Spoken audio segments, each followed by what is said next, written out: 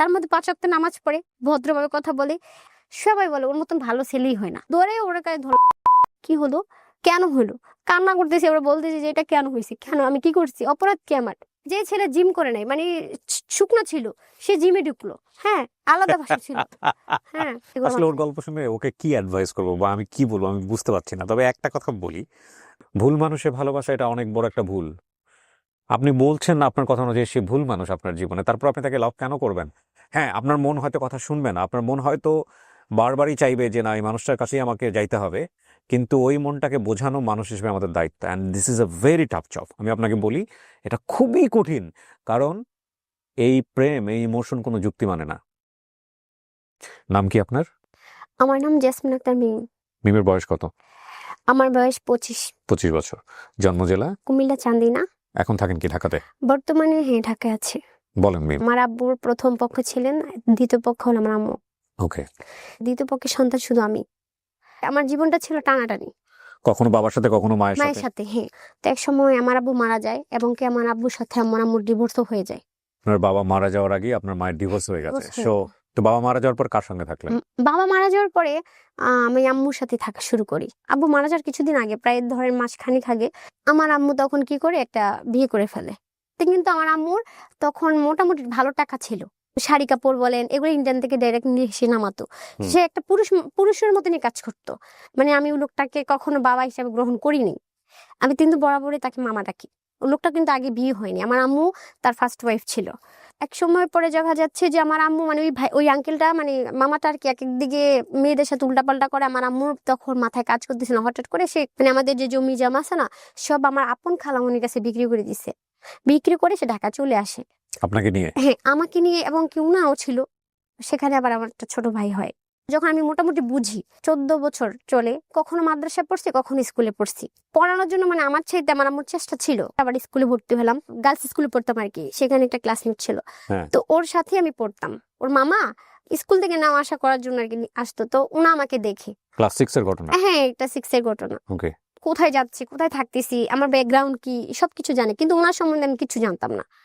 তো বলতো, মিম তোমার নাম্বারটা দাও।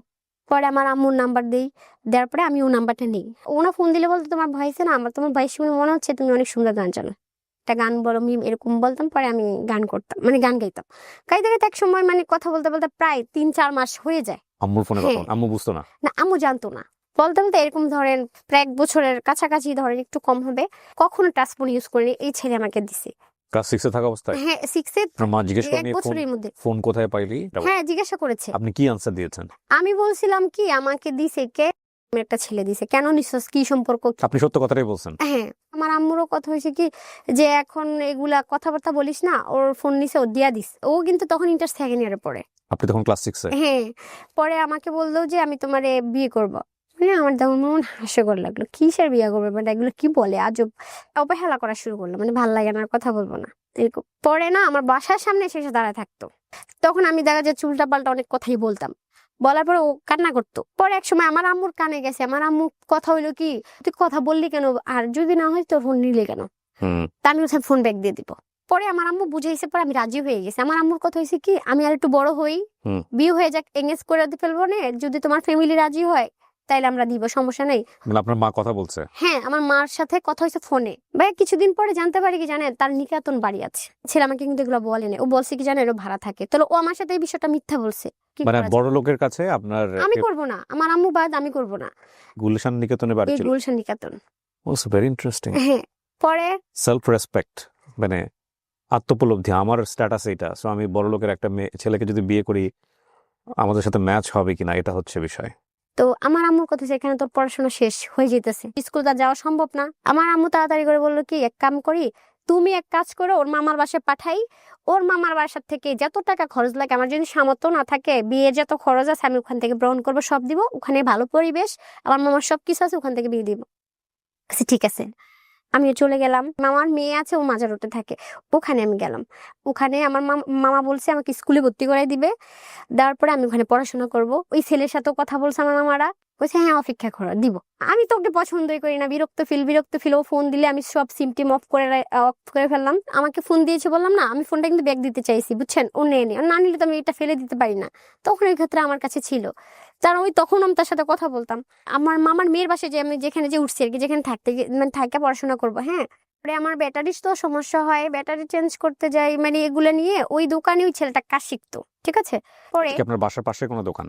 মামার বাসার থেকে ধরে এই যে সামনে নিচে এরকম ওকে, সো ওই দোকানে যেতেন, ওই দোকানে একটা ছেলে কাজ করতো, কাজ শিখতো, হ্যাঁ কাজ শিখতো। কাজ শিখতো, হ্যাঁ। ওকে, তো ব্যাটারি চেঞ্জ করতে যে তখন আমি বলি যে ভাই আমার ফেসবুক আইডি খুলে দেখ, সেক্ষেত্রে তো অবশ্যই নাম্বার দিতে হবে। নাম্বার দিয়ে ওরা ফেসবুক ঠিক মানে সবকিছু ওরা ঠিক করে দেয়, দিয়ে আমি বাসায় আসি। ওরাই খুলে দেয় হ্যাঁ ফেসবুক? ফেসবুক সব খুলে দেয়। আমার ব্যাটারির সমস্যা ছিল, ব্যাটারিটাও চেঞ্জ করে দিছে। আমি বাসায় আসা না মানে আসতে না আসতেই ফোন চলে আসছে। আমি বললাম কে, হ্যালো কে, আপনি কে? কয় মানে ওনা আমার সাথে একটু আননোন পার্সন, মানে চিনি না এরকম একটা ভাব নিয়ে ভনিতা কথা বলে করতেছে। না, হ্যাঁ মজা নিচ্ছে। আমি বললাম আপনি কি পাগল ছাগল, আপনি কেন ফোন দিচ্ছেন? মানে আমার কথার সাইজ তেমনটা সুন্দর ছিল না, গুছায় কথা বলতে পারতাম না। পরে উল্টা পাল্টা বলতেছি, আপনি যা বলেন বকা দিলেও ভালো লাগে। এটা বলার পর আমি যখন বাসায় যাই আবারও কল দিচ্ছে, ঠিক আছে আমি আপনাকে রাতের মনে করেন আনুমানিক 9টা-10টা বাজে ফোন দিয়ে বলতেছি কি আপনি যদি আপনার যে সুন্দর কণ্ঠ, আমার মনে হয় কি আপনি যদি একটা গান শোনান আমি আপনাকে ডিস্টার্ব করবো না। মানে আমি ওনাকে একবার গান শোনালে ওনার কল দিবে না, ওই যে ওনাকে আমি বারবার, কারণ তখন আমি ব্লক লিস্টে বুঝতাম না। তা আমি বললাম প্রমিস, হ্যাঁ প্রমিস, আমি আর আপনাকে কল দিব না। পরে আমি মনে হয় আমি একটা গান শুনাই, একটা গান শোনানোর পরে আরেকটা গান শোনান। পরে ছেলে বলে আমি তো আপনার পিছে আর ছাড়তেছি না, কেন? আমি আপনার গানের প্রেমে পড়ে গেছি। পরে আমি নাম কথা বলবো না, দেখেন ভাবেন আমি আপনারা ফ্রেন্ড। আমি বলছি ওকে ফ্রেন্ড, ঠিক আছে। তো কথা বলতে বলতে দেখা যাচ্ছে 2 মাসের মতন তার সাথে ফ্রেন্ডলি ছিলাম। হুম। মানে ওই ছেলে কি জানি করছে, ওর মা বাবা ওকে মানে সম্ভবত বাহিরে পাঠিয়ে দিছে। ওই ছেলে বলতে যার সাথে আপনার সম্পর্ক ছিল? ঝামেলা, হ্যাঁ হ্যাঁ। জি। ও আমাকে আস্তে আস্তে ফোন দেওয়া বন্ধ হয়ে গেছে এই 2 মাসে, ঠিক আছে। তা আমার জন্য ওটা একটা ভালো দিক ছিল। তখন আমার আম্মুকে ঠিক আছে তুই বাসায় আয়, হঠাৎ করে ভাই ওখান থেকে চলে আসি। হ্যাঁ, হুম। চলে আসার পরে না ওই ছেলেটা মানে একদম পাগল হয়ে গেছে। কই, আমি বললাম এমনি এমনি চলে আসছি, আমার আম্মু নিয়ে আসছে। কেন? আমি বলছি জানি না। হ্যাঁ আমার জন্য যেন একটা কেমন কেমন জানি করতেছে, হুম। মিম আমি তোর সাথে দেখা করতে চাই। পরে আসছে, আমি দেখাও করছি, কারণ হচ্ছে ফ্রেন্ড, বলছি ফ্রেন্ড। হুম। হঠাৎ করে সেও আমাকে বলে যে আমি তোমাকে ভালোবাসি। এই ছেলেটা কি সেই ছেলে যে ছেলে কাজ শিখতো? হ্যাঁ, আমি যখন তার সাথে কথা বলতাম না, হাদিস ছাড়া কোনো কথা মনে হতো না। আমি কিন্তু তখন তাহাজ্জুদ নামাজও পড়তাম, এবং কি অনেক মানে নামাজ পড়তাম, 5 ওয়াক্ত নামাজ পড়তাম। হুম। মানে সবসময় হাদিস সম্পর্কে কথা বলতো, ঠিক আছে। আমি ইমপ্রেস হয়ে যাচ্ছি, মানে তার হাদিসে আসলে কিন্তু কিছু না, যে তার টাকা ছিল বা কিচ্ছু না, একটা বেকার ছিল, একটা কাজ শিখতে আসছে, তার বাড়িও চিনি না, ঘরও চিনি না, কিচ্ছু চিনি না। হঠাৎ করে আমার আম্মু বুঝছে, ওই যে আমার আম্মুর প্রশ্ন এসে তুই ওই ছেলেকে বিয়ে করস না, এখন কেন এই ছেলের কথা বলবি? কিন্তু আমি কিন্তু এই ছেলের প্রতি দুর্বল হয়ে গেছি। আমার আম্মু পছন্দ করতো না, আমার মার কথা হইলে একদম মানে বেড়া মানুষের কথাই বলবি না। হুম। আমার সাথে রাগ করে আমার আম্মু হঠাৎ করে চলে গেছে। মানে তার কথা হয়েছে তুই জন বেড়ার সাথে মানে মানুষের সাথে কথা বলবি, তুই বল, আমি তোর সাথে আর তোর সাথে থাকবো না, আমি চলে যাবো। আপনাকে কোথায় রেখে গেছে?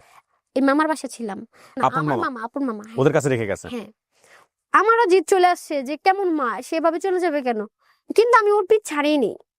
তা না, আমার কথা হলো ওই ছেলে তো আমাকে একটা ফ্ল্যাটে দেখছি, মানে দোতলা বাড়িতে দেখছে। কোন ক্লাসে পড়েন তখন? তখন এই মানে 6-7 ভর্তি হয়েছি আমি। তার মধ্যে কিন্তু 1 বছর গ্যাপ হয়ে গেছে না, যে এখান থেকে এখানে যাওয়া যায়, তো একটা স্কুলে ভর্তি হওয়া যায় না সাথে সাথে।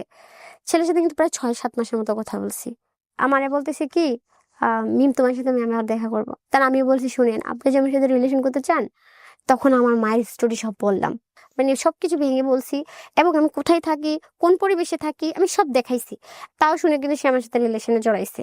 আপনি তার সম্পর্কে জানতেন যে তার সম্পর্কে সময়টাতে? আমি কিচ্ছু জানতাম না, তো তাকে আপনার এত কিছু কেন বলতে হবে? না এই জন্য তো আমি বলিনি। তারপরে যে কিন্তু 2-3টা খেয়াল করেন, যখন আমি একটু শেষ করি। 2-3টা ফ্যাক্ট। একটা হচ্ছে ফ্যামিলি গাইডেন্স খুব ইম্পর্টেন্ট, খুবই ইম্পর্টেন্ট। এখানে ল্যাকটা হচ্ছে ও যে বয়সটাতে এ ধরনের সম্পর্কে জড়াচ্ছে রিপিটেডলি, সেখানে ওকে গাইড করার মতো প্রপার মানুষটা নাই। ওর মা যেভাবে করছে গাইড, সেটা ওর জায়গা থেকে ও অ্যাকসেপ্ট করতে পারছে না। কেন পারছে না? সেটা হয়তো মেকানিজমে কোনো একটা প্রবলেম ছিল। এক একটা বাচ্চা এক এক রকমভাবে জিনিসগুলোকে ডিল করে। বাট এই অ্যাডোলেসেন্স পিরিয়ডে বাচ্চারা এরকমের সম্পর্কে অনেক সময় জড়িয়ে যায়। এটা আনকমন কোনো কিছু না। এটা হয়তো ইউটিউবের এরকম কন্টেন্ট দেখে অনেকের হয়তো মনে হতে পারে যে এটা হয় নাকি। হ্যাঁ, এটা হয়। এই বয়সটা খুবই উঠতি বয়স, এবং ওই যে গ্রামের লোকজন একটা কথা বলতো যে কাকপক্ষী যাকেই দেখি তাকেই ভাল লাগে।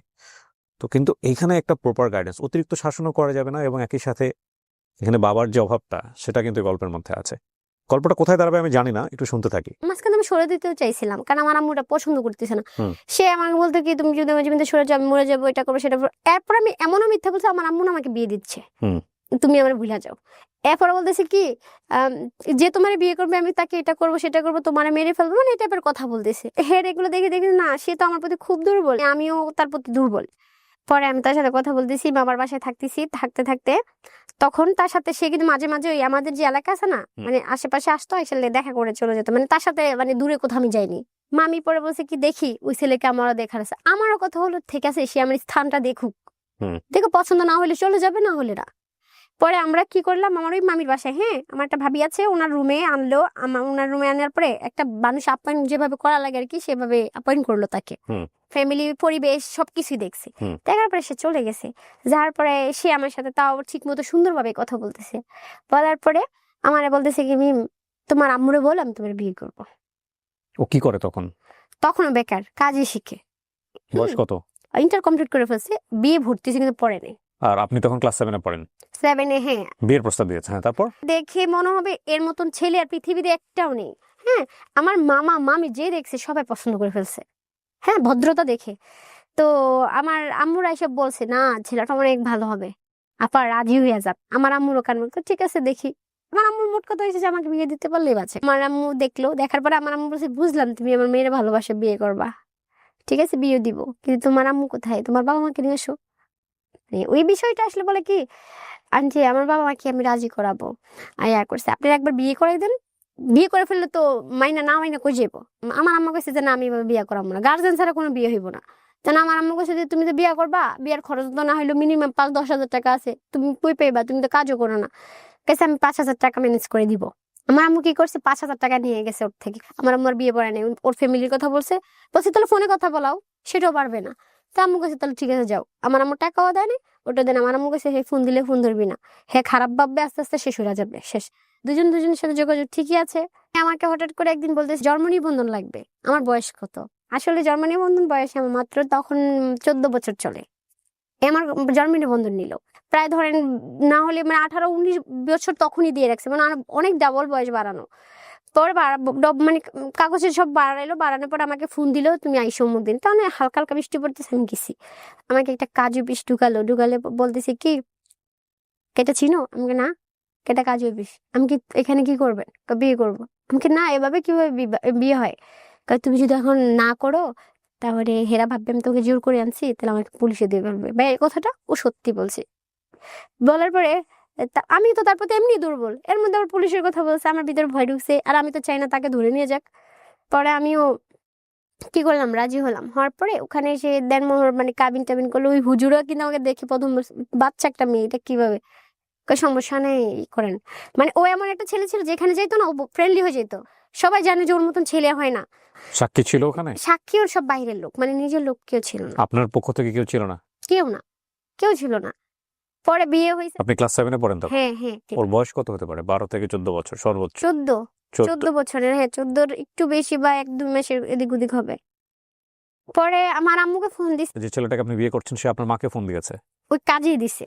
কাজে দিয়ে কি বলেছে? যখন বলছে যে ওর মারে ফোন দেন দেখি মানে কি রাজি বলে? কিনা, হ্যাঁ কি বলে। পরে আম্মুরও ফোন দিছে, আমি তো বলছি বিয়ে করাবো না, তারপরে যত মেয়ে চলে গেছে, কিছু হইলে আর আমরা জানি না। ওকে এটা হয় গো ব্যাপার, আমি আর জানি না। এটা করে আম্মু ফোন কাইটা বন্ধ করে দিছে। পরে ওদিন আমি বিয়ে করলাম। আমার মনে হচ্ছে যে মানে কেমন যেন একটা ভয়ও মানে ভয় ছিল, মানে কোন আনন্দ ছিল না কিন্তু বুঝি না, কিন্তু ভয় ছিল। আমাকে বাসায় দিয়ে ও চলে গেছে। আমি যেহেতু আমার মামার বাসায় থাকতাম, আনুমানিক 6 মাস 4-5 মাস এরকম হবে। হঠাৎ তার কাজ শিখা শেষ, সে একটা জায়গায় জব নিছে। তখন আমি যখন বিয়ে করছি না, আমার আম্মু আমাকে ঘরে জায়গা দিবে না, মানে আমার ভরণ পোষণের দায়িত্ব নিবে না। ওই যাই, ছেলেও বেকার, আমিও মানে আমি তো তখন কিছুই করতাম না। আমার যে মামার বাসায় রেখে গেছে ওই মামা আবার একটু ভালো ছিল, মানে সব মামার থেকে ওনা একটু অন্য টাইপের। আমার প্রতি মানে মায়া ছিল। ওনার বাসায় থাকতাম, ওনার বাসায় খাওয়া দাওয়া সবকিছু করতাম। ও কিন্তু আমাকে কোনো হেল্প করতে পারতো না, মানে টাকা পয়সা বা এরকম আছে কোনো কিছু করতে পারতো না, আমিও চাইতাম না তার থেকে। পরে আম্মু কম বেশ টাকা ওই দিয়ে হেল্প করতো। এভাবে আমি চলার পরে আমি আমার আলাদা একটা রুম নিলাম। রুম নেওয়ার পরে রুমের মধ্যে যা যা লাগে আম্মু লুকাই লুকাই সব কিনে, যেমন মা বা ওই বেটা বলতে কে? আপনার মামা? মামা, হ্যাঁ মানে আপনার মার হাজবেন্ড? হ্যাঁ। মানে আপনারা একসঙ্গে থাকা শুরু করলেন? এক সপ্তাহ মানে না, একসাথে থাকা শুরু করে না, ওই যে বিয়ে করে ফেলছে আলাদা একটা জানাজানি হয়ে গেছে না, প্রথমেই তো হয়ে গেছে, তখন আমার সবকিছুই আলাদা করতে হয়েছে। আমার মামার বাসায় রুম নিয়েছি। মামার মামার বাসা বাসা মানে কি? একটা- আপন মামার বাসা? হ্যাঁ, আপন মামার বাসা। ওইখানে আলাদা একটা রুম নিয়েছেন? হ্যাঁ। ওখানে কি ওই ছেলেটা আসতো, আপনার হাজবেন্ড না, আসতো? তখন আসতো না, তখন আমি আবার স্কুলে ভর্তি হয়ে গেছি। আমার আম্মু ভর্তি করাই দিল, ওখানে পড়তে শুরু করলাম। হঠাৎ করে সে তার কাজ চলে গেছে, সে এখানে থাকবে। একটা মজার জিনিস আমি বলি, মানে এটা আমার লাইফ এক্সপিরিয়েন্স থেকে। আল্লাহ পৃথিবীতে মাদেরকে বানাইছে একরকম ভাবে, বাবাদেরকে বানাইছে একরকম ভাবে। এটা আপনারা হয়তো নিজ পরিবার থেকে অনেকখানি মূল্যায়ন করতে পারবেন। মাদের টলারেন্স লেভেল অনেক বেশি। সন্তানের অনেক রকমের ভুল তারা সামহাও এটার সাথে কোপ আপ করে যায়, এবং এই যে কোপ আপ করে যায় এটাও এক ধরনের বড় রকমের ভুল যদি সেই সংসারে বাবা না থাকে। কারণ বাবা একটা সীমানা আছে, সে সীমানার বাইরে গেলে বাবা কিন্তু ভয়ঙ্কর রকমভাবে রিজিড হয়ে যায়। মা সেটা হয় না। মার অন্তর আল্লাহ অনেক বেশি মায়া দিয়েছে, কিন্তু এই যে মেনে নেওয়াটাই মায়ের এই ফ্লেক্সিবিলিটি বাবা ছাড়া পরিবারে এটা কখনো কখনো ভয়ঙ্কর রকমভাবে ভুল হয়ে যায়। ভুলটা হয় তার সন্তানের জীবনের জন্যে, এবং সন্তানের জীবনে যেহেতু খারাপ সময় আসবে এই মেনে নেওয়ার কারণে, একই সাথে ওই মাও কিন্তু সন্তানের কারণে rest of the life suffer করে। সুতরাং বাবা এবং মা দুজনই সন্তানের জন্য গুরুত্বপূর্ণ। কি অসম্ভব রকমভাবে ব্যালেন্স প্রকৃতির মধ্যে। আপনি যদি এই জিনিসগুলোকে অ্যাভয়েড করা শুরু করেন, লাইক বাবা ছাড়া পরিবার, মা ছাড়া পরিবার, হ্যাঁ সেপারেশন হয়ে যায়, ডিভোর্স হয়ে যায়, কিন্তু দুজনকেই দুই জায়গাটা থেকে সাপোর্টটা দিতে হবে। যখন ওই ব্যালেন্সিং ব্যাপারটা আর থাকে না, তখন সন্তান কিন্তু অনেক কিছু অন্যায্য দাবি হয় যার সাথে থাকে তার কাছ থেকে আদায় করে, বাবার কাছ থেকে আদায় করে, মায়ের কাছ থেকে আদায় করে। এবং ডেফিনেটলি সন্তানের ভালোর জন্যে এই অন্যায্য দাবিগুলো মেনে নেওয়া কখনোই উচিত না, কখনোই উচিত না। এরকম একটা ছেলে যার, ওর কথা যদি সত্য হয়ে থাকে, ও ফিউচার জানে না, ও কোথায় কার সাথে কি করেছে, এবং তারপরেও ওর মা ওকে আলাদা একটা শেল্টার দিয়ে, আলাদা একটা জায়গা দিয়ে রেখেছে। মায়ের জায়গা থেকে এটা হয়তো স্বাভাবিক, কিন্তু বাবা হলো কি সেটা করতো? বাবা হলে ডেফিনেটলি সেটা করতো না। এবং বাবা হলে যেহেতু করতো না, এটা সন্তানের মাথাতে ওই মেসেজটা থাকতো যে আমার বাবা তো এটা মেনে নেবে না। সুতরাং সন্তান এটা করতে গিয়ে 100 বার চিন্তা করতো। সো দেখেন এটার পরে কি দাঁড়াইছে। জি, তারপরে যখন আমি সবকিছু রুম টুম নিলাম, নেওয়ার পর ওখানে থাকা শুরু করলাম। তারপরে আমার এই মামাতো বোনরা সবাই মানে বুঝা যা ওর হয়েছে, ফুফু বাদ দেন, যা হয়েছে মানে আমার আম্মুরে বুঝাচ্ছিল। হুম। আর আমার অভিযোগটা হলো, আমার আম্মুর কাছে বরাবর আমি এটা মানে হেরে বলতাম, মানে আমার কিছু বলতে আসলে বলতাম যে তুমি যদি আজকে দ্বিতীয় বিয়েটা না করতাম, আমাদের জীবনটা এলোমেলো হতো না, ওই যে আমাদের বাড়ির জমি যেমন বিক্রি করতাম না, আজকে আমরা ঢাকা শহরও আসতাম না, এত কিছু আমি চিনতাম না। এটা একটা বড় সমস্যা। কিন্তু বাবা মায়ের ফল্টি কোনো পজিশন যদি সন্তানের চোখে পড়ে, সন্তান তখন এটা সুযোগ নেয়। সন্তানের তো একটা ম্যাচুরিটি বয়স চলে আসে ক্লাস 6-7 পরে। আমি জাস্ট একটা এক্সাম্পল দিচ্ছি। সে যদি বুঝে যে আমার বাবার সারাউন্ডিং থেকে বাবার একটা ফল্ট পজিশন আছে, মায়ের সারাউন্ডিং থেকে মায়ের একটা ফল্ট পজিশন আছে, তাহলে সে তার স্বার্থ বা তার ইন্টারেস্ট আদায় করার জন্য ওই ফল্টি পজিশনটাকে বারবার পোক করতে থাকে। এবং প্যারেন্টিং আসলে খুব টাফ একটা জব। ফল্টি পজিশন নিয়ে সন্তান সামনে ফেস করাটা খুব ডিফিকাল্ট আসলে, হ্যাঁ। এবং সন্তানের সামনে পার্সোনালিটি স্ট্রিক রাখাটাও খুব ডিফিকাল্ট হয়ে যায় অনেক সময়। হ্যাঁ, সেকেন্ড বিয়েটা না করলে তুমি এটা হইতো না। তারপর 5-6 মাস পরে থেকে ছেলে আমার কাছে মানে আমার বাসায় আসা শুরু হয়ে যায়। হুম। আমার তখন আরো রাগ, জামাই বিয়ে করছে তাহলে তো জামাই দায়িত্ব নিবে, আমার তো আর কিছু দেওয়ার দরকার নেই। হুম। ওর সে তো বেকার, সে দিবে কোত্থেকে? হুম। আমার আম্মু যখন এই ছেলেটাকে কাছ থেকে দেখলো নামাজ টামাজ পড়তেছে না, আমার মারও মায়া লেগে গেছে। কারণ বেকার, ঠিক আছে, তার মধ্যে 5 ওয়াক্ত নামাজ পড়ে, ভদ্রভাবে কথা বলে। আমাদের এলাকা যেখানে আমরা থাকতাম না, সবাই বলে ওর মতন ভালো ছেলেই হয় না। হয়তো এখন কাজ শিখছে, এখনো মানে কিছু করতে পারে নাই। তখন আমার আম্মু বললো ঠিক আছে, তুমি যে বিয়ে করছো তোমার ফ্যামিলি জানে? মানে আমার আম্মু বলে, কয় না আমি বলি নাই, আস্তে আস্তে বলে দিব। তখন আমার কাছে থাকা শুরু হলো। তো ও বললো আমি তোমাকে বিয়ে করিনি, আমি তোমার কষ্টে বিয়ে করেছি। তবে আমার আম্মু তোর প্রতি রাগ। আমার আম্মার বলছে মা মাফ করে দেন, ওকে দাও আম্মুরে ডিরেক্টলি মা বলছে। তারপর তখন মনে করেন যে আমার আম্মু মাথা ছুঁয়ে বলছে যে আমি কখনো মিমকে ছেড়ে যাব না। আমার আম্মু মাঝে মাঝে ওর হাত খরচের জন্য 500 টাকা দিত। কোনো সিগারেট বিড়ি কোনো নেশা জাতীয় কিছু করতো না। তখন আমি স্কুলে ভর্তি হলাম, পড়াশোনা শুরু করলাম। আমি আসার পর পরে না বাড়িটার আশেপাশে দেখতো ওই চিপায় ওই চিপায় কথা বলে ফোনে। একদিন আমি স্কুল থেকে আসার পরে রাস্তার এখানে দাঁড়াদের ফোনে কথা বলতেছে, হেসে হেসে কথা বলতেছে। বিয়ের কতদিন পরে? 6 মাসে যায়নি। পরে আমি কি করলাম, ওর সিমটা খুলে আমার ফোনের সিমটা লাগালে ইমোর মধ্যে ডেলে নাম্বার দিলে তো অটোমেটিক চলে আসে, বসে যায় না, তো চলে আসে সিমটা। আসার পরে ভাইয়া দেখলাম মাহি নামে 2টা মেয়ে। তারপরে যা হয়েছে হলো, এলাকার মধ্যে মেয়ে থাকে না, যে মেয়ের সাথে বড় বোনের সাথে প্রেম করছে এই মেয়ে ছোট বোনের সাথে প্রেম করছে। তো এগুলোর তো বিয়ে হয়ে এগুলো গেছে। জানলেন কিভাবে আপনি? কিভাবে জানছি? সবাই যে ফোন হ্যাক করলাম, ভয়েস রেকর্ড, ফোনের মধ্যে অটো রেকর্ড চালু ছিল।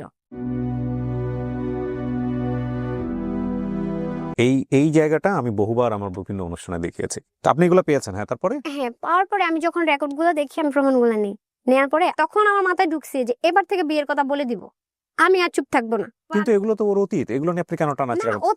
অতীত হয়েছে হলো যে এক্স গার্ল প্রেম করছে, ওকে, তাহলে বিয়ের পরে কথা বলা উচিত হয়েছে। সে মেয়ের স্বামী আছে, বিদেশ থাকে, তা তো ওই মেয়েদের সাথে কথা বলার অন্যায় না? এটা তো অনেক বড় অপরাধ। এগুলো আপনি সত্যি সত্যি বের করছেন? সত্যি বের করেছি। আচ্ছা, বের আমি করার পরে বললাম আপনি ওর কি করলেন? এগুলো আমার কলেজ লাইফের ফ্রেন্ড, এগুলা বুঝাইছে। এগুলো বোঝানোর পর আপনি মেনে না, নিয়েছেন? মেনে নেই। মানে আমার সবাই বলে একটা বাচ্চা নিলে তোর আর এই সমস্যাগুলো হবে না, আর প্রেম করবে না, আর ফ্যামিলিকে জানাবে। এগুলো হচ্ছে আরো বড় ভুল সিদ্ধান্ত। হ্যাঁ, ভুল সিদ্ধান্ত, অবশ্যই ভুল সিদ্ধান্ত। হাজবেন্ড কিছু করে না? তো এখনো বেকার ছিল। বেকার? আপনিও নিজেও কিছু করেন না? ক্লাস 7 এটা পড়েন।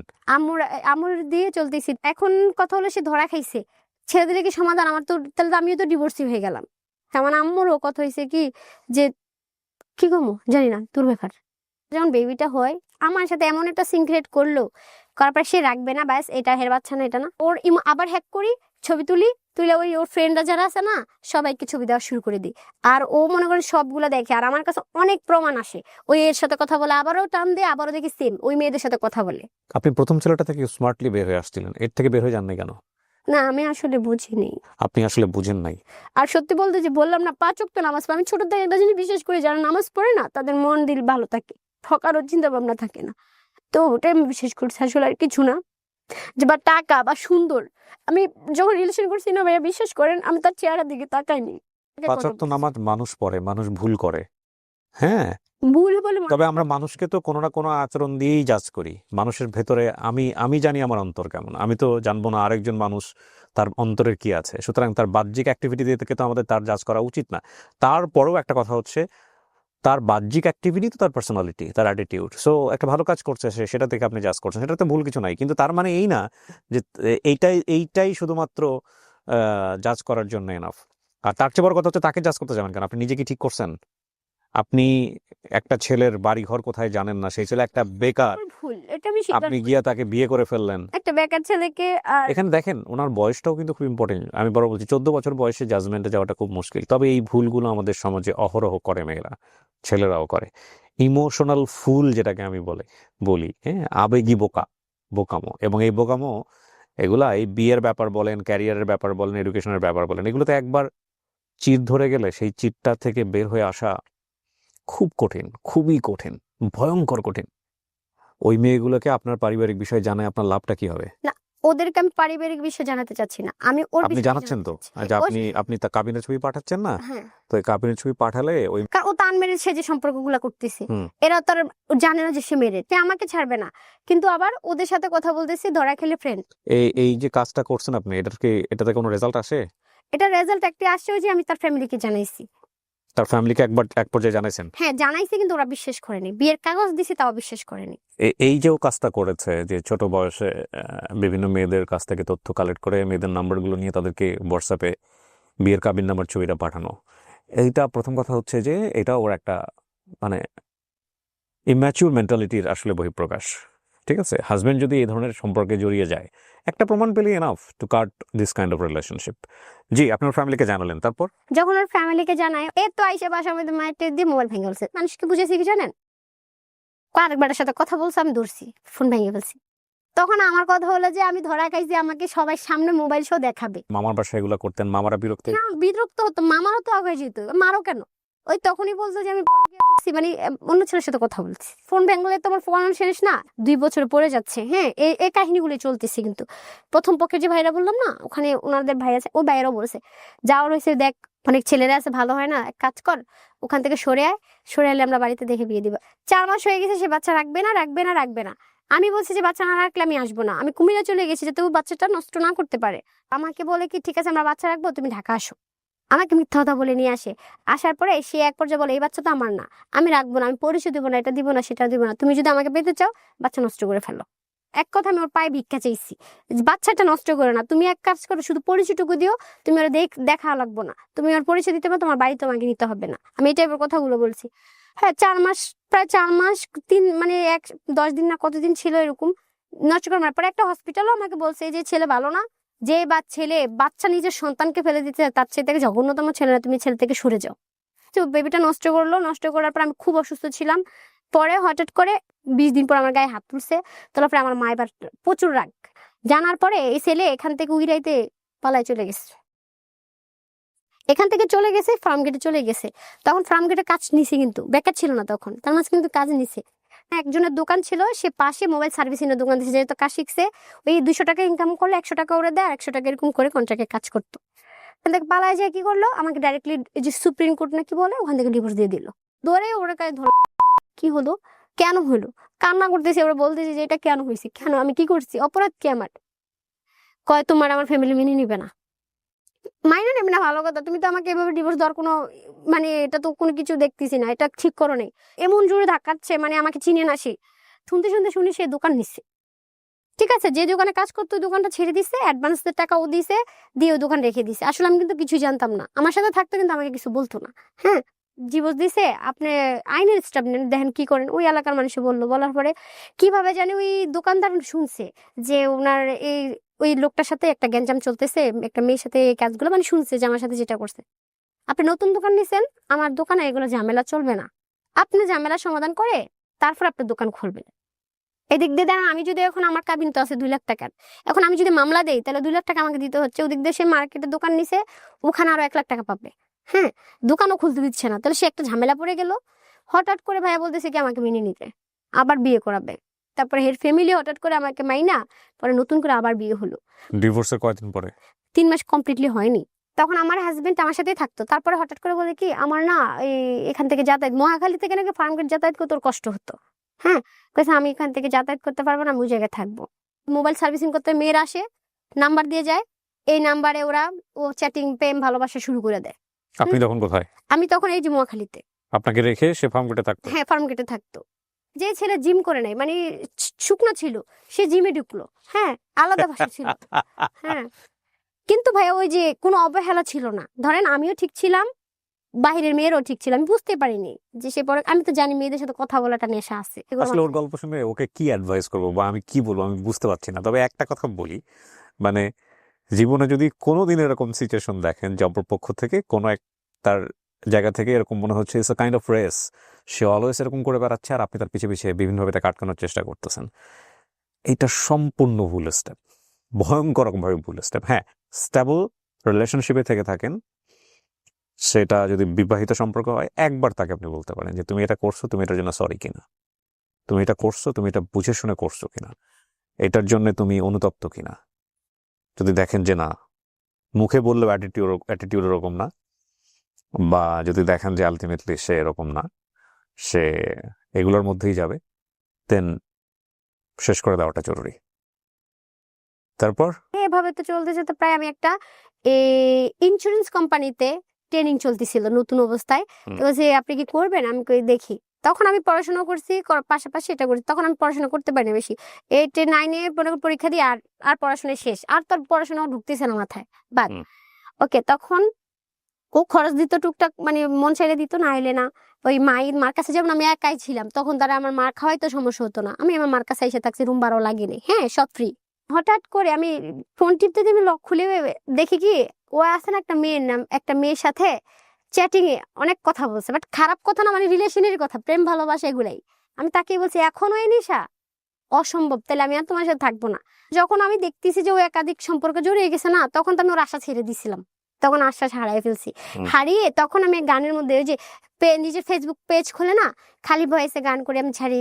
তারপর দেখা যাচ্ছে এরপর আমি একটা ভাইয়ের সাথে গান করছি, হ্যাঁ নিজে কিছু খরচ দিছি, ও ভাইয়ের সাথে আমি ডুয়েট গানের মধ্যে আমি ঢুকছি। আমি ওর আশা করে লাভ নেই, আমার কিছু করতে হবে, মাও আমাকে আর দেখতে পারতেছে না। তখন ওই গানের কিছু শুট করছিলাম না, ছবি কিছু ওই ফেসবুকে শেয়ার করছে, পর ও দেখছে, দেখার পরে সে আবার লাইফে অ্যাক্টিভ করে আসছে, এগুলো করা যাবে না। ওকে পাওয়ার পরে আমি বলছি এটা আমি বাদ, শেষ, ঠিক আছে, ওই ছবিগুলো ওই 17 সালের মানে 18 সালের ঘটনার ছবিগুলো ওর ফোনে এখন পর্যন্ত রেখে দিছে। ওর স্ক্রিনশট গুলো দেখলাম, আমি বলছি এগুলো কি, আমি রাখবো না, আমি নিজে ডিভোর্স দিব, আমি তোমাদের কাবিনে টাকা নিবো না, সমস্যা নেই। তখন সে আমায় বলে না না আমি প্লিজ এমন করো না, আমি মরে যাবো, এটা সেটা। সে আমাকে অনেক দুর্বলতা দেখায় আমার প্রতি। পরে গেছে আর এরকম হবে না, আমি তোমাকে বাড়িতে পাঠিয়ে দিব। সে 18 সালে বিয়ে হয়েছে, সে 21 সালে আমি বাড়িতে গেছি। ঠিক আছে, বাড়িতে গিয়ে কি পাইলেন? প্রায় 15 দিন মতন ছিলাম মনে হয়, আমাকে অনেক সাপোর্ট করছে। এরপরে বেবিটা না নিজের ইচ্ছাতে নিচ্ছে, বাচ্চা বাড়ির থেকে আসার পরে হয়েছে। হুম। বাবু যখন হয়েছে আমি বাবার বাড়িতে যাই, ও আমার কাছে থাকতো না, তখনও ব্যাচেলার বাসা থাকতো। বাবু হওয়ার পর আমি বাড়িতে যাইলাম, পরে ওরে বলতেছে যে তুমি কুমিল্লা এসে আমার মানে আমার বোনকে নিয়ে যাও। আমার ভাইয়া বলতেছে, ওই যে সৎ ভাই, হুম। আনার জন্য সে গেছে। তখন বললো আচ্ছা তোদের মধ্যে কি এরকম কোনো সম্পর্ক? তখন আমি ভাইয়ারে বলে দিলাম ভাইয়া এই কাহিনী এগুলো এগুলো। তখন আমার ভাইয়া ওকে বলছে দেখো তোমার যদি ওরা ভালো না লাগে, তোমার বাচ্চাটাকে নিয়ে আমার বোনকে ছেড়ে দাও। বলো বলকে না আমি আমার বাচ্চাকে আমি মাছাড়া করবো না, এই টাইপের কথা বলে সে আমাকে ঢাকা মানে বাড়ির থেকে বুঝে ঢাকায় নিয়ে আসছে। তখন টানায় বেবি হওয়ার 1 বছর আমার সাথে ছিল। থাকার মাঝখানে যখন আমার বাচ্চা অসুস্থ, হঠাৎ করে একদিন তার ফোন আবার ধরলাম, ধরার পরে দেখলাম যে একটা মেয়ে মানে মেয়েদের সাথে সেই রিলেশন, শুধু রিলেশন না, মানে একটা বাজে যে ইমুর মধ্যে একটা মেয়েকে যখন একটা ছেলের সাথে মানে শরীর দেখানো থেকে শুরু করে এ টু জেড তাদের সাথে, এবং কি অন্য মানে একসাথে 4টা প্রেম করছে। একটা মেয়ে হয়েছিল, তার রানিং স্বামী আছে, এগুলো স্ক্রিনশট অন্যায় করে যে রেখে সহ্য দিবো। করে, অন্যায় যে করে, দুজনেই সমান অপরাধী। অপরাধ। আপনি একের পর এক আপনার হাজবেন্ডের এগেনস্টে যা বলে যাচ্ছেন, এগুলো আমার শুনতে গিয়ে আমার কান ঝালাপালা হয়ে যাচ্ছে। লাস্ট ফিনিশিং এ এসে বলেন তো কি হয়েছে? তখন ও যখন সত্যিটা জেনে গেছে, তখন বিশ্বাসটা উঠে গেছে, তখন আমি তার প্রতিদিন তার ফোন চেক করি। তার কাছে মনে হতো আমি তাকে প্যারা দিচ্ছি। হ্যাঁ, আর আমার কাছে ভয় হচ্ছে আমার বাচ্চা হয়ে গেছে, আমি চাইলে কিছু আমরা আগে করিনি, আমি যা ভুল তা আগে করে ফেলছি, এখন আমার কিছু করা যাবে না। তার মাঝখানে সে বলতেছে কি তোমার এখানে আসা যাওয়া আমার সমস্যা হচ্ছে, একটা বাইক কিনে দে। তারপর আমি আবার আমার আম্মুর থেকে নিয়ে মানুষের ধার নিয়ে 1 লক্ষ টাকা ধার দিয়েছি ওকে, ঠিক আছে, ও বাইক কিনবে। কয়েকদিন 6 মাস চালাই আজ ভিতরে ভিতরে প্ল্যান করছে সে বিদেশ যাবে।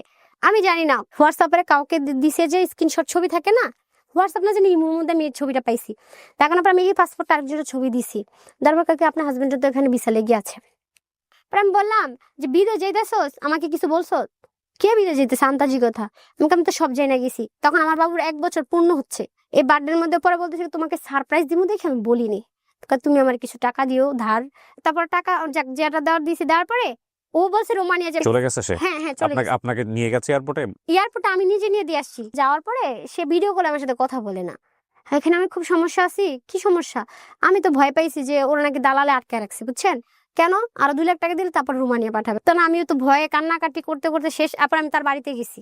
পরে ওর মার ফোনটা আমি হাত দেওয়ার পরে দেখি কি জানেন, ওর মামার কাছেও গেছে, সৌদি আরব গেছে। আমি ওদিনই জানতে পারি যে সৌদি আরবে গেছে, আসলে সে রোমানিয়া যায়নি। পরে আমি ফোন, আপনার হাজবেন্ড গেছে কতদিন আগে সৌদি আরবে? আমার হাজবেন্ডে গেছে হলো 23শে জানুয়ারি গেছে। 23শে জানুয়ারি মানে কি 2025 সালের? না, এই কত 23 সালে? সালে। 2023 সালে হ্যাঁ, বাংলাদেশে আসছে? একবার আসেনি।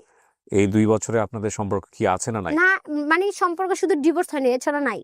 ডিভোর্স না ভরণ পোষণ, একটা বেবি দেখলেন ছোট, ওটার কোনো দায়িত্ব ভরণ পোষণ নাই। এরপরে যা হইলো, লাস্ট কমিউনিকেশন কি হয়েছে আপনার হাজবেন্ডের সাথে? কবে কথা হয়েছে? লাস্ট কথা কি প্রায় মাঝে মাঝে ধরেন 15 দিন পরে একবার ফোন দিবে। এখানে ফোন দেয়? ফোন দেয় 15 দিন পরে। ও মামলা করছিলাম আমি আবার ওর নামে, ও জানে এটা। জানার পরে কিসের মামলা করেছেন? মামলা করেছি যে বাচ্চার ভরণ পোষণ দেয়নি। হ্যাঁ আমার, বিদেশ থাকা অবস্থায় আপনি মামলা করেছেন? হ্যাঁ মামলা করেছি, ও ভরণ পোষণ দেয়, একদমই যোগাযোগ মানে আমার চেহারাই সে দেখতে পারে না। সে যাওয়ার পরে এত কিছুর পরে কেউ কারো চেহারা দেখে? আমাকে সে দেখতে পারে আপনার না। বয়স কত এখন? এখন আমার ওই যে 25 বছর। আপনার এখন তো বোঝা উচিত। হ্যাঁ, এখন আমি বুঝছি, ওই সব হারিয়ে বুঝছি। আমার বুঝা আসলে, আপনি র্যান্ডামলি রিপিটেডলি তাকে ধরার চেষ্টা করছেন, আর সে মাগুর মাছের মতো হাত থেকে পিছলায় বের হয়ে গেছে, তারপরে ছাই দিয়ে ধরার চেষ্টা করছেন, তারপরে আবার পিছলায় বের হয়ে চলে গেছে। এই কানামাছিটা না খেললেও তো হইতো। পারতো। হ্যাঁ আসলে আমি মানে এমন সময় বুঝতে পারছি সব হারাইয়া বুঝছি। কারণ ও শুধু মানে কি বলবো, ও আমাকে রাস্তার মেয়ের থেকে শুরু করে, হ্যাঁ মানে এমন গালি বিদেশ যাওয়ার পরে। শোনেন আমি বলি, হাজবেন্ড ওয়াইফের লাইফে, কনজুগাল লাইফে এই ধরনের অনেক ঘটনাই ঘটে, এগুলো বলার দরকার নাই। বাট বটম অফ দ্য স্টোরিটা কি আসলে? বটম অফ দ্য স্টোরি হচ্ছে, স্টোরি হলো কি জানেন, মূল কথা হলো ও আমাকে ভালো লাগে না, মানে ও আমাকে না এই এটা দেশ- বটম অফ দ্য স্টোরি না। না, ও এটা বটম অফ দ্য ভালো শোনেন বটম অফ দ্য স্টোরি হচ্ছে 14 বছর বয়স এনাফ না বিয়ে করার জন্য, নাম্বার 1। মেন্টাল ম্যাচুরিটি জায়গাটা ঠিক ছিল না। সো নাম্বার 2 হলো এমন সবচেয়ে ইম্পর্টেন্ট যেটা, এমন কাউকেই বিয়ে করা উচিত না যেই ছেলের পারিবারিক খবর আপনারা জানেন না, যে ছেলে কোথায় বা যে মেয়ে কোথায় বড় হয়েছে, কিভাবে হয়েছে, জেনে শুনে সিদ্ধান্ত নিলে সেটা ডিফারেন্ট কেস। বিয়ে ব্যাপারটা আমার খুব কোথায় জানি শুনেছিলাম আমি, যে এটা আমি অনেকবার বলেছি, এই ভুলগুলো কিন্তু আসলে এরকম না যে আমি করিনি আপনি করেননি, যারা শুনছেন তারা করেন, ইনক্লুডিং সবাই। এটা হয়ে যায় আমাদের জীবনে। শুধু 14 বছর না, এটা আসলে আপনার অনেক সময় 40 বছরের গিয়েও এ ধরনের ইমোশনাল ভুল হয়ে যায়। ভুল হওয়াটাই স্বাভাবিক মানুষের জীবনে, কিন্তু আমরা চেষ্টা করতে পারি যে অ্যাটলিস্ট আমাদের এই ভুলগুলো থেকে যেন আল্লাহ আমাদেরকে বাঁচায়। বিয়েটা দুটো পরিবারের বন্ধন, বিয়েটা শুধু দুইজনের বন্ধন না। হ্যাঁ, অনেক আবেগের বশবর্তী হয়ে, অনেক ইমোশনাল অ্যাটাচমেন্ট হয়ে আমরা ভাবি যে ওই মানুষটাকে ছাড়া আমার জীবনটা কোনোভাবেই চলবে না। বিশ্বাস করেন, আমি আবারও বলতেছি আপনাদেরকে, মানে বিশ্বাস করেন, এর চাইতে বোগাস আপনি যদি বিলিভার হন, একমাত্র আল্লাহকে ছাড়া আপনার দুনিয়াতে কাউকে চলবে না। এছাড়া আপনার চলবেই, আল্লাহ চালাবি, কোনো না কোনোভাবে চালাবি। কিন্তু এই যে ইমোশনাল অ্যাটাচমেন্টটা, এই যে মায়াটা, এই যে তোমাকে ছাড়া, তোমাকে না দেখলে আমার দুনিয়া উথাল বাতাল হয়ে যায়, এটা সাময়িক। আপনার এমনও সময় আসবে যে সময়টাতে আপনি ভেঙে চুরে দুমড়ে মুচড়ে যাবেন এবং এমনও মনে হবে যে না, আই ক্যান ব্রিথ, আমি নিঃশ্বাস নিতে পারতেছি না এই মানুষটাকে ছাড়া। বিশ্বাস করেন, জাস্ট আল্লাহর উপর তাওয়াফ করে আপনি শুধু হালটা ধরে রাখেন যে you need to survive by any means. এমন একটা সময় আসবে জীবনে যে মনে হবে যে এত ফানি ছিল বিষয়টা, এত হাস্যকর ছিল বিষয়টা। আপনাকে জাস্ট মনে করতে হবে জীবনে একটা ঝড় চলতেছে, ঝড়টা থামবে। এবং আমরা এই ইমোশনাল মোমেন্টে যদি জীবনের কিছু সিগনেচার ওয়ার্ক থাকে, লাইক বিয়ের মতো, বিয়ে করা বা ক্যারিয়ারের ডিসিশন নেওয়া, স্টুডেন্ট লাইফের ডিসিশন নেওয়া, এই জিনিসগুলো যদি ইমোশনালি ভুল করি, এগুলার এমন ব্রেক হয়ে যায় যে এগুলার কখনো রিকভারি হয় না। ধরেন এই মেয়েটার ক্ষেত্রে আমি যদি বলি, 25 বছরের বয়সে ওনার জীবনে যে ঘটনাগুলো ঘটে গেছে, যে মেন্টাল ব্রেকডাউনটা হয়েছে, সেটা রিকভারি করতে অনেক সময় লাগবে। আদৌ রিকভারি হবে কিনা সেটা একটা বিগ কোশ্চেন। কিন্তু ও যে বাবা ছাড়া বড় হলো, একই ঘটনা কিন্তু সন্তানের ক্ষেত্রেও হচ্ছে। সো এই ভুলের রেজাল্টটা হচ্ছে ভয়ঙ্করভাবে জেনারেশন টু জেনারেশন ক্যারি করা। বিষয়টা এমন না যে ওই একটা ম্যাচিউর বয়সে এসে ওর জীবনে এর চেয়ে তো খারাপ ঘটনা ঘটতে পারতো। হ্যাঁ, পারতো, কিন্তু যেই ঘটনা আসলেই খারাপ হওয়ার সম্ভাবনা আছে, যেই সিচুয়েশনে আসলেই একটা ভয়ঙ্কর রকমের রিস্ক হয়ে যায় এবং সেটাকে অ্যাভয়েড করা যায়, তো আমি সেটাকে অ্যাভয়েড কেন করবো না? এটাই হচ্ছে মূল কথা। ঠিক আছে, আপনি গল্পটা কেন বললেন আজকে বলেন তো? আপনার কাছ থেকে একটু শুনে শেষ করি। আপনি যার কথা এখানে বলেছেন, এটা কিন্তু একটা বলে নেই আমি, এটা কিন্তু একপাক্ষিক বলা। হ্যাঁ, এটা সম্পূর্ণ একপাক্ষিক বলা। আপনার হাজবেন্ড যদি দেশের বাইরে থেকে কখনো বাংলাদেশে এসে আমাদেরকে এখানে বলতে চায়, যে আমিও বলতে চাই, ওর এগেনস্টে আমার অনেক কিছু বলার আছে, আপনার হাজবেন্ডেরও সুযোগ থাকবে। ও, আমাদের গল্পে আমরা সবসময় একটা কথা বলি, যখন কোনো পার্সন কোনো তার স্টোরি বলে, এটা আমরা ইনভেস্টিগেট সরজমিনে গিয়ে করতে পারি না, যেটা আমাদের ডিসক্লেমারে স্পষ্ট করে বলা আছে। সেখানে যদি কোনো পার্সনের এগেনস্টে কমপ্লেন আসে বা সেটাকে একদম একেবারে চোখ বন্ধ করে বিশ্বাস করে নেওয়ার কোনো যুক্তি নাই, কারণ এগুলো একপাক্ষিক বলা। আপনিও আপনার গল্প বলতে গেলে দুনিয়ার সবাইকে আপনি ভিলেন বানাবেন, আপনি নিজে হিরো হয়ে থাকবেন গল্পে, এবং আমি বলতে গেলে তাই করবো। সেগুলো একপাক্ষিক বলা। বাট যে পার্সনকে নিয়ে বলা হচ্ছে, তার যদি বক্তব্য থাকে যে না, আমার বক্তব্য আছে, I want to expose myself, আমি নিজেকে দেখিয়ে ওর মতো করেই আমি বলতে চাই, তাহলে তার দরজা সারা জীবনের জন্য ওপেন আছে, যে গল্প প্রচার হয়েছে তার প্রেক্ষাপটে। So you can come to us, এটা আপনার হাজব্যান্ডের জন্য ওপেন থাকলো। বাট এই গল্পে উনি যা বলেছেন সেগুলোর কোনো কিছুই ডকুমেন্টেড প্রুভেন ওয়ার্ড না। সুতরাং এটা বিশ্বাস করবেন কি করবেন না, এটা আপনার ব্যাপার। আপনি গল্পটা কেন বললেন ছোট্ট করে আমাকে একটু বলেন তো। গল্পটা বলেছি যাতে আমার মতো এরকম ভুল কেউ না করে। আপনার ভুলটা আর কোথায়? আমার ভুল অবশ্যই যে ওর একাধিক অপরাধ দেখেও আমি তার পিছনে সঙ্গ ছাড়িনি। এক্স্যাক্টলি। হ্যাঁ, অপরাধ আমার এটাই। আর এই অপরাধের বলি হলো আমার বাচ্চাটা। হ্যাঁ, আমার মতো জীবন পেয়েছে। তো এখন আপনি কি করেন? কিছু করেন? হ্যাঁ, আমি এখন ইন্স্যুরেন্স একটা কোম্পানিতে আছি। কাজ করেন, রুটি রুজি নিজেই চালান? হ্যাঁ, আমি ওর জন্মের পর থেকে মনে হয় কিছুদিন মানে ও দায়িত্ব পালন করছে, ওর হওয়ার পর থেকে আমি করি সব। হ্যাঁ, ওকে, শোনেন, এখন ওকে লাভ করেন আপনার হাজবেন্ডকে? লাভ করি কিন্তু আর চাই না। ভুল মানুষের ভালোবাসা, এটা অনেক বড় একটা ভুল। আপনি বলছেন না আপনার কথা অনুযায়ী সে ভুল মানুষ আপনার জীবনে, তারপর আপনি তাকে লাভ কেন করবেন? হ্যাঁ, আপনার মন হয়তো কথা শুনবে না, আপনার মন হয়তো বারবারই চাইবে যে না, এই মানুষটার কাছেই আমাকে যাইতে হবে, কিন্তু ওই মনটাকে বোঝানো মানুষ হিসেবে আমাদের দায়িত্ব। And this is a very tough job. আমি আপনাকে বলি, এটা খুবই কঠিন, কারণ এই প্রেম, এই ইমোশন কোনো যুক্তি মানে না।